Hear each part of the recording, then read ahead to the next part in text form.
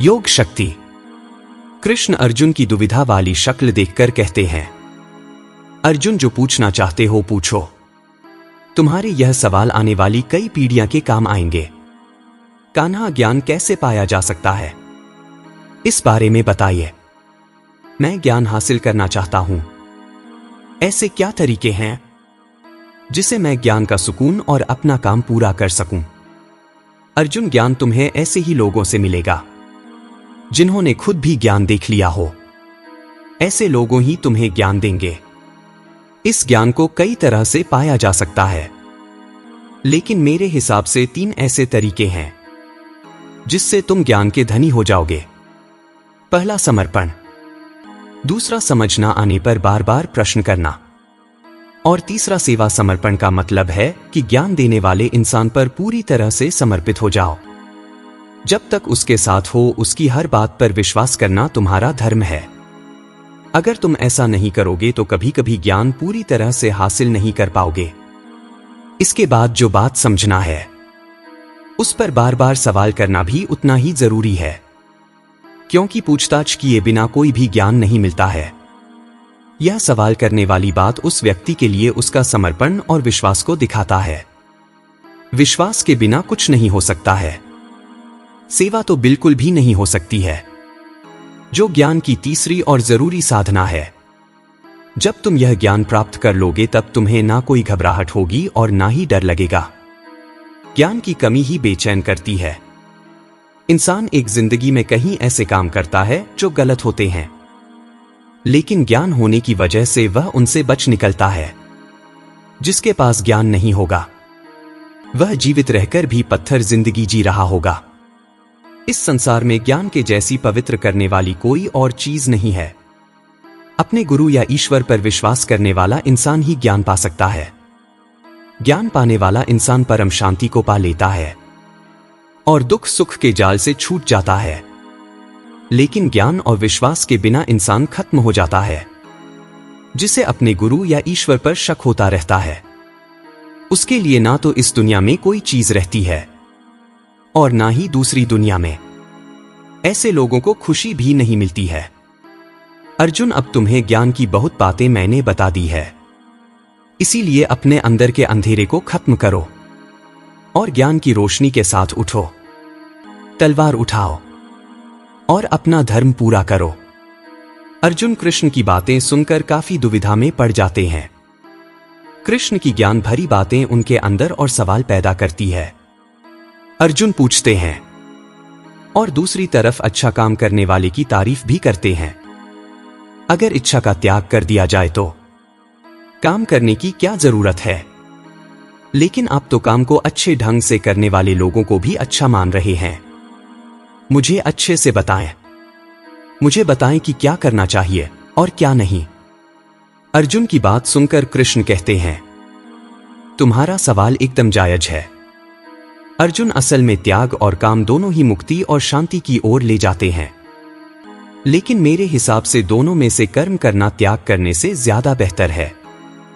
एक इंसान जो हमेशा काम में लगा रहता है वह एक अच्छा त्याग करने वाला इंसान भी हो सकता है, और दूसरा जो कोई काम नहीं करता है, जो हमेशा काम में लगा रहता है, वह एक अच्छा त्याग करने वाला इंसान भी हो सकता है।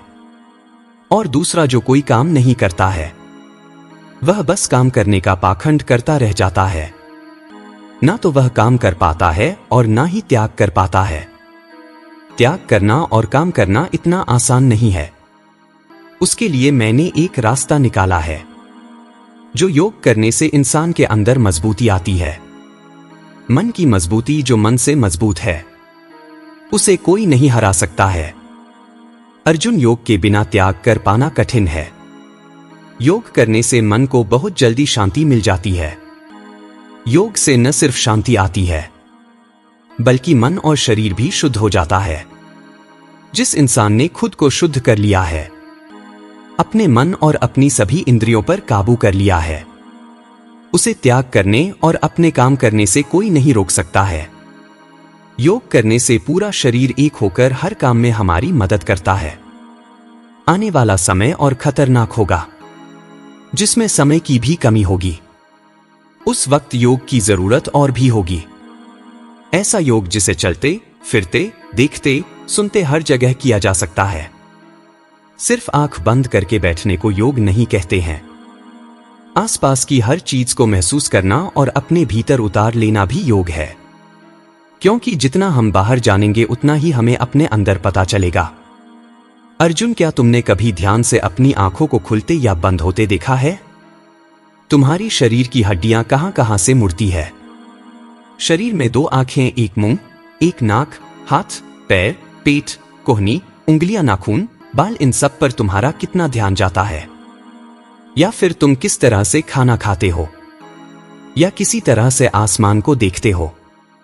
इन सब बातों पर हमारा ध्यान ही नहीं जाता है। हम इतना ज्यादा खोए हुए हैं कि हमें अपने आसपास हो रही चीजों का पता ही नहीं चलता है। एक अच्छा योगी न सिर्फ अपने अंदर झांकता है, बल्कि बाहर की भी हर खबर रखता है।